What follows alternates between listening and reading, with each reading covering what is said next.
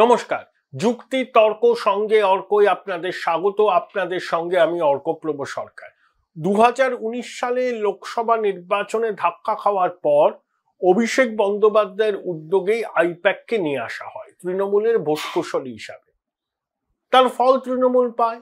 2021-এর কঠিন নির্বাচন, 2024-এর লোকসভা নির্বাচনে আইপ্যাক সর্বতভাবে শাসকের পাশে দাঁড়ায়, সহায়তা করে এবং তার সুফল ভোটের রাজনীতিতে শাসক পায়।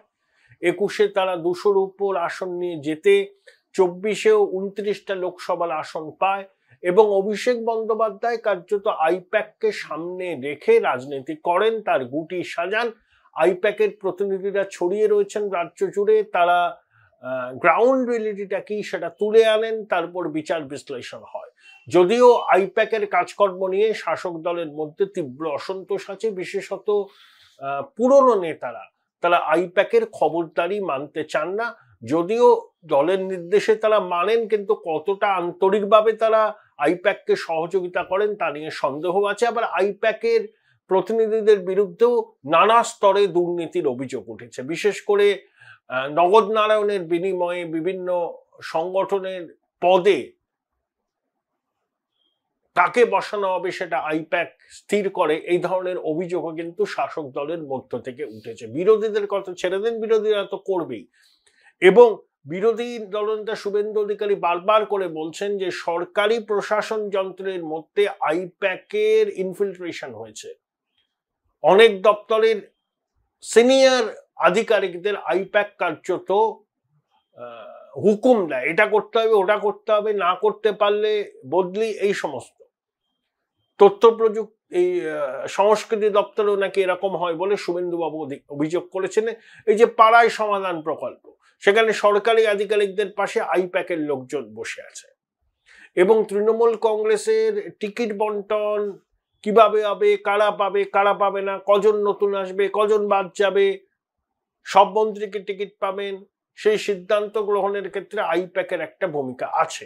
কিন্তু শেষ পর্যন্ত চূড়ান্ত সিদ্ধান্ত নেবেন দলনেত্রী। যেমন কলকাতা পুরসভা নির্বাচন হয়েছিল 2022-এর গোড়ায়, আইপ্যাক 80% প্রার্থী বদলের সুপারিশ করেছিল। মমতা বন্দ্যোপাধ্যায়, সুব্রত বক্সী মানেননি। তখন আইপ্যাক পিছনের সারিতে চলে যায়। মাঝে তারা কিছুটা আড়ালেই ছিল। মুখ্যমন্ত্রী আইপ্যাককে প্যাক বলেছিলেন। অভিষেক ঘনিষ্ঠ অনেককে পদ থেকে সরিয়ে দেন, তিনি বলেছিলেন তিনিই সংগঠন দেখবেন। এখন দিদিমণি বুঝতে পারছেন তার পুরনো সতীর্থদের অনেকেরই বয়স হয়েছে, দীর্ঘদিন ক্ষমতায় থাকায় তাদের চর্বি জমেছে, মাঠে ময়দানে নেমে রাজনীতি করা সম্ভব নয়। তাহলে ভোট বৈতরণী পের হতে হলে আইপ্যাকের সহযোগিতা দরকার। মুখ্যমন্ত্রী এটা বুঝেছেন, আবার আমেদুদে মিশে গেছে, আইপ্যাক আবার ছড়ি ঘোরাতে চাইছে। দেখুন, এই সরকার 15 বছর হলো, প্রতিষ্ঠান বিরোধিতার মুখে পড়তে হবে, দুর্নীতির প্রাতিষ্ঠানিকীকরণ হয়েছে, তাদেরকে নতুন ন্যারেটিভ তৈরি করতে হবে। আইপ্যাক প্রথমে দুটো জিনিসে ফেল করেছে নিদারুণ ভাবে। প্রথমত, বাংলা ভাষার উপর সন্ত্রাস হচ্ছে আর বাঙালিরা আক্রান্ত হচ্ছে। এই যে টেমপ্লেট তারা তৈরি করেছিল, কিছুদিন বাদেই তারা বুঝতে পেরেছে এটা কেউ গ্রহণ করছে না। তাই দেখুন, আস্তে আস্তে ভাষা সন্ত্রাস, বাঙালি নিগ্রহের বিষয়টা সাইডে চলে যাচ্ছে। বলছে একাধবার, কিন্তু এটা কিন্তু এখন আর মুখ্য বিষয় নয়। কারণ এই রাজ্যের বাঙালিরা সারা ভারতবর্ষে ছড়িয়ে আছে, সেখানকার মানুষের সঙ্গে মিলেমিশে আছে। পশ্চিমবঙ্গ ভিন রাজ্যের মানুষ আসেন, সবাই মিলেমিশে থাকি। তাই বাংলায় কথা বললে বাঙালি পরিচয়ের জন্য কাউকে হেনস্থার মুখে পড়তে হচ্ছে না। আবার একই সঙ্গে প্রবাসের বাঙালিরা, এখানকার ভারতীয় যারা বাঙালি, তারা মনে করছেন যে বাংলাদেশি অনুপ্রবেশকারীদের বিতাড়ন করতে হবে, কারণ তারা দেশের নিরাপত্তার পক্ষে বিপজ্জনক শক্তি। তারা বিভিন্ন জঙ্গি সংগঠনের স্লিপার সেলের সদস্যরাও এর মধ্যে লুকিয়ে থাকতে পারেন। অনুপ্রবেশের সমস্যাটা কত তীব্র সেটা মমতা বন্দ্যোপাধ্যায় যখন বিরোধী নেত্রী ছিলেন তিনি বারবার করে বলতেন। এখন তিনি ক্ষমতাসীন হয়েছেন, তাই ভোট ব্যাংকে অক্ষত রাখতে অনুপ্রবেশের বিষয়টা নিয়ে তিনি চোখ বন্ধ করে থাকেন। কিন্তু এই রাজ্যের ভারতীয় বাঙালিরা, প্রবাসে যে বাঙালিরা আছেন, এই যে বাংলাদেশি সন্দেহে বিভিন্ন রাজ্যের পুলিশ যাদেরকে আটক করছেন, তাদেরকে চিনিয়ে দিচ্ছে কে, বা সন্দেহের বশে তাদের কথা বলছে কি যে এরা বাংলাদেশি হতে পারে। ভিন রাজ্যে কাজ করতে যাওয়া ভারতীয় বাঙালি পরিযায়ী শ্রমিকরা। তাই তৃণমূল বুঝতে পেরে গেছে যে ওই বাংলায় কথা বললে সন্ত্রাসের মুখে পড়তে হচ্ছে, ভাষা সন্ত্রাস হচ্ছে, এই ন্যারেটিভ কেউ আর নিচ্ছে না। শুধু তো বিজেপি শাসিত রাজ্যে হচ্ছে না, দিদিমণির অত্যন্ত ঘনিষ্ঠ স্টালিনের তামিলনাড়ুতেও হচ্ছে, রেবন্ত রেড্ডির অন্ধ্রপ্রদেশ তেলেঙ্গানায় হচ্ছে, ভগবত সিং মানের পাঞ্জাবে হচ্ছে, সিদ্ধারামাইয়ার কানাডাকে হচ্ছে, সব জায়গায় হচ্ছে। এবং সুপ্রিম কোর্টে বলে যে অনুপ্রবেশকারীদের চিহ্নিত করে তাদের ডিটেনশন ক্যাম্পে রাখতে হবে। তাহলে বাংলা ভাষার উপর আক্রমণ, বাঙালি আক্রান্তই ন্যারেটিভ খাচ্ছে না। এটা আইপ্যাকের কাছে খুব সেটব্যাক।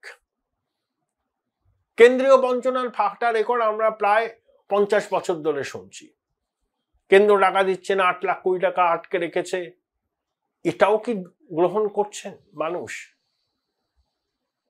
এত আন্দোলন করেও তো টাকা পায়নি। শিল্প, স্বাস্থ্যের বেহাল হাল, এর শিক্ষারা বগে চলে গেছে। তাই তৃণমূল কংগ্রেস আগামী 5 বছরে এই করব সেই করব বললে মানুষ নেবে না। বলে তোমরা 15 বছর সুযোগ পেয়েছিলে, তোমরা কি করেছো, এবার হিসাব দেবার পালা। তোমরা কি করতে পারো সেটা পশ্চিমবঙ্গের মানুষ জেনে গেছে। তাই আমরা এই করব সেই করব, সোনার বাংলা করব, এইসব ন্যারেটিভ মানুষ নেবে না। তা আইপ্যাকও তাই ন্যারেটিভ খুঁজে পাচ্ছে না। দেখুন তৃণমূল কংগ্রেস কি নিয়ে প্রচার করছে, কোনো পজিটিভ প্রচার নেই। তারা কি করতে পারে মানুষ জেনে গেছে। 15 বছর ধরে তারা কি করেছে সেটাও মানুষ জানে। তাহলে এইসব বলে আর চিড়ে বিচবে না। ভাষা সন্ত্রাস মানুষ গ্রহণ করছে না, বাঙালি নিগ্রহ মানুষ গ্রহণ করছে না, কেন্দ্রীয় বঞ্চনার অভিযোগ সেই 77 সাল থেকে শুনে আসছি। তাহলে আইপ্যাক এখন ইস্যু খুঁজে পাচ্ছে না। বাংলা নিজের মেয়েকে চায়, হবে না। এই যে আইপ্যাকের কি বলবো আর কি, আইপ্যাকের পরামর্শে দিদিমণি পাড়ায় সমাধান চালু করলেন। 80,000 বুথে তিনি নাকি 10 লাখ টাকা করে দেবেন, 8,000 কোটি টাকা। বাজেটে কোনো সংস্থান ছিল না, আইপ্যাকের পরামর্শে করেছেন। টাকা জোগাড় করতে হিমশিম খাচ্ছেন, বিভিন্ন দপ্তরের বরাদ্দ কাটছাট হচ্ছে। কেন্দ্রীয় প্রকল্পের অর্থ থেকে যদি অর্থ জোগাড় করা যায় তার জন্য চেষ্টা হচ্ছে, এখান থেকে খাবলানো, ওখান থেকে খাবলানো হচ্ছে। টাকা তো নেই। আইপ্যাক আগে দিদিকে বলো বলেছিল, দুয়ারে সরকার বলেছিল, এবার পাড়ায় সমাধান বললে, এর মধ্যে একই তো। বাংলা নিজের মেয়েকে চায়, খাবে না। দুয়ারে সরকার ওসব হয়ে গেছে, দিদিকে বলো হয়ে গেছে, তাই পাড়ায় সমাধান। দেখছেন পাড়ায় সমাধানে কি ফিডব্যাক? মানুষের কোনো উৎসাহ আছে? বলছে আমরা 80% মানুষের কাছে পৌঁছে গেছি। মানুষ অনেক কিছু চাইবে, সেগুলো ইমপ্লিমেন্ট করতে গেলে পয়সা লাগবে। পয়সা কোথায়? 8,000 কোটি টাকা বরাদ্দ করে দিয়েছিলেন মুখ্যমন্ত্রী হঠাৎ করে, বাজেটে সংস্থান ছিল না। সাকুল্যে কত কোটি টাকা বরাদ্দ হয়েছে? আমি তো দিন 20 আগেও কাগজে দেখলাম ওই 350 কোটি টাকা টেনে টুনে বরাদ্দ হয়েছে। কোথায় 8,000 কোটি টাকা, কোথায় 350 কোটি টাকা? তাই কোনো ন্যারেটিভ খাচ্ছে না। আইপ্যাক আগে যে রিপোর্ট দিয়েছিল 3 মাস অন্তর অন্তর তারা রিপোর্ট দেয়। তৃণমূল বিজেপি এবার নেক টু নেক ফাইট হবে। দেখুন পশ্চিমবঙ্গে নির্বাচনের ফলাফল প্রেডিক্ট করা মুশকিল। কেন জানেন? মানুষ যদি সুষ্ঠুভাবে গণতান্ত্রিক অধিকার প্রয়োগ করতে পারে তাহলে একেবারে বলে ফেলা যায় 2-3% এরর। কিন্তু এখানে ভোটের সময় যা হয়, বুথে সিসি ক্যামেরা, মুখটা সেলোটেপ দিয়ে আটকানো, উল্টো দিকে ঘোরানো। Join Indian Institute of Hotel Management now. Right choice, right decision. ধরুন বিধানসভা নির্বাচনে সাপোজ একটা কেন্দ্রে 100টা বুথ আছে, 90টা বুথে খুব পিসফুল ভোটার, 10টা বুথে শাসক নিজের মতো করে ভোট করলো। আপনার ফলাফল আপনি যেটা ভাবছেন যা আপনার সমীক্ষায় উঠে আসলো সেটা তো মিলবে না। গণনার দিন গণনা কেন্দ্র থেকে বিরোধীদের বার করে দেওয়া হবে, কোন সমীক্ষা মিলবে? তাহলে মানুষের মতামতের প্রকৃত প্রতিফলন কি পশ্চিমবঙ্গের ভোটে হয়? আমার মনে হয় না।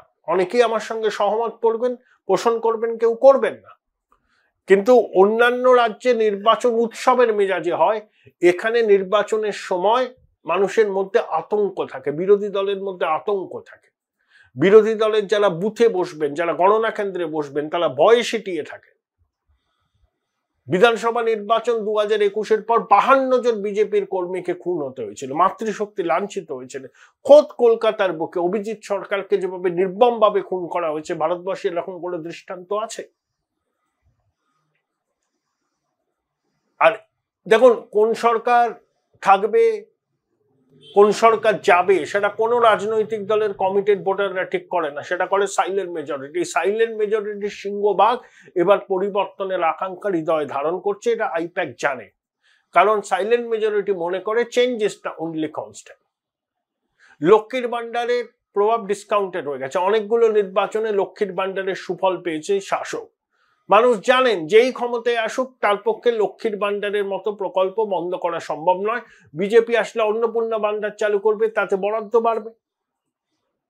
তাই আইপ্যাক কোনো বিষয় খুঁজে পাচ্ছে না যেটাকে তৃণমূলের মূল নির্বাচনী বিষয় করতে পারে। তারা অন্ধকারে হাত রাখছে। আগে যে রিপোর্ট আইপ্যাক দিয়েছিল তাতে বলা হয়েছিল সংখ্যাগরিষ্ঠতা অর্জন করতে অনেক ঘাম ঝরাতে হবে তৃণমূলকে। এখন যদি ভোট হয় আজকের দিনে, তাহলে বিজেপি 120টার কাছাকাছি আসন পাবে, বাম কংগ্রেস মিলিয়ে 5-6টা, বাকিটা তৃণমূল। দু দলের ভোটের পার্থক্য 2%, তৃণমূল 2% ভোট বেশি পাবে। এখনো এসআইআর হয়নি, এখনো নির্বাচন আসেনি, হিন্দু ভোটের মেরুকরণ হবে। এসআইআর এ ক্ষতিগ্রস্ত হবে তৃণমূলের ভোট ব্যাংক। তৃণমূল লড়বে 294টায়, তার মধ্যে 70টা আসনে সংখ্যালঘু অধ্যুষিত, সেখানে তৃণমূল ভালো ফল করবে।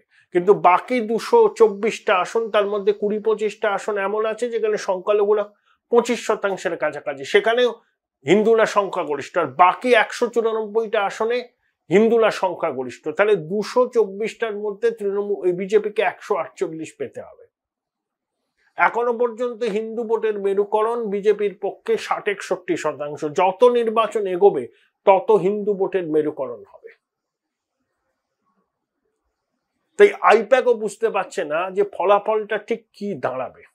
তবে এটা ঠিক, ঘাড়ের কাছে নিঃশ্বাস ফেলছে বিজেপি তৃণমূলের। এখনো যতদিন যাবে লড়াইটা শাসকের পক্ষে তত কঠিন হবে।